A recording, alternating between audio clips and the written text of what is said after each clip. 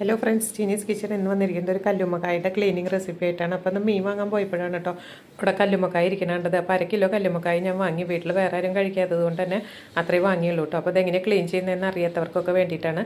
അപ്പോൾ ഒരു ചീനച്ചട്ടിയിൽ കുറച്ച് വെള്ളം വെച്ചിട്ടുണ്ട്. നന്നായിട്ട് വെട്ടി തിളയ്ക്കുമ്പോൾ നമുക്ക് അതിലേക്ക് ഈ കല്ലുമ്മക്കായ ഇട്ടൊന്ന് മൂടി വയ്ക്കാം.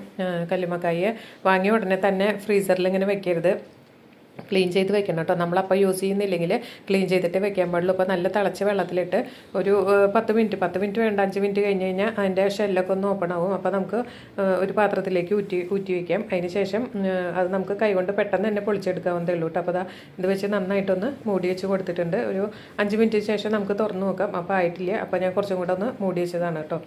കുറച്ച് കഴിഞ്ഞപ്പോൾ അത് നന്നായിട്ട് തിളച്ചിങ്ങനെ പതുപോലെ വരും. അപ്പോൾ അത് ഫോർക്ക് വെച്ച് നോക്കിയപ്പോൾ എല്ലാം അങ്ങനെ തുറന്ന് വന്നിട്ടുണ്ട് കക്കയുടെ ഉള്ളിൽ നിന്ന്. അപ്പോൾ നമുക്ക് ഇനി ഇതൊന്ന് ഒരു പാത്രത്തിലേക്ക് ഊറ്റാം. ചൂടാറിയതിന് ശേഷം നമുക്കിതൊന്ന് പൊളിച്ചെടുക്കാം. കല്ലുമ്മക്കായി അത് കഴിഞ്ഞ് ഫ്രീസറിൽ വെക്കുമ്പോൾ നമ്മൾ വെള്ളം ഒഴിച്ചിട്ട് വേണം ഫ്രീസറിൽ വെക്കാൻ. കല്ലുമ്മക്കായുടെ അച്ചാർ ഉണ്ടാക്കുക, കല്ലുമ്മക്കായി ഫ്രൈ ചെയ്യാൻ, കല്ലുമ്മക്കായി നിറച്ചത് ഉണ്ടാക്കുക. അപ്പോൾ ഞാൻ ആദ്യമായിട്ടാണ് കേട്ടോ അങ്ങനെ ഒരു വീഡിയോ ഇടാൻ പോകുന്നത്. അപ്പോൾ അതിന് മുമ്പ് ഇത് ക്ലീൻ ചെയ്യാൻ അറിയാത്തവർക്കായിട്ടാണ് ഈ വീഡിയോ ഇടുന്നത്.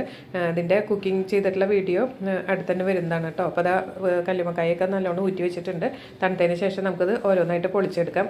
ഷെല്ലിൻ്റെ ഉള്ളിൽ നിന്ന് വളരെ എളുപ്പത്തിൽ തന്നെ വിട്ടുപോരും കേട്ടോ.